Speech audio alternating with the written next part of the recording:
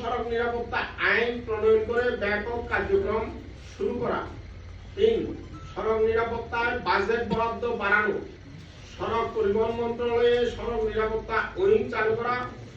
4 সড়ক নিরাপত্তায় ইতিমধ্যে প্রণীত যাবতীয় সুপারিশমালা বাস্তবায়নে নানামুখী কার্যক্রম শুরু করা।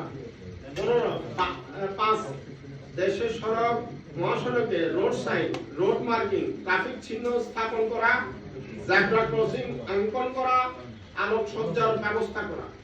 6 গণপরিবহন চালকদের অত্যাধুনিক প্রশিক্ষণ ও নৈতিক শিক্ষার ব্যবস্থা করা। 7 সড়ক পরিবহন সেক্টরে সুশাসন প্রতিষ্ঠা করা, অনিয়ম দুর্নীতি ও সড়কে চাঁদাবাজি বন্ধ করা। 8 গাড়ির নিবন্ধন, ফিটনেস, চালকের লাইসেন্স প্রদানে উন্নত বিশ্বের সাথে তাল মিলিয়ে আধুনিকায়ন করা। 9 সড়ক দুর্ঘটনায় আর্থিক সহায়তা তহবিলে আবেদনের সময়সীমা 6 মাস বৃদ্ধি করা। 10 স্মার্ট গণপরিবহন ব্যবস্থা গড়ে তুলতে দেশব্যাপী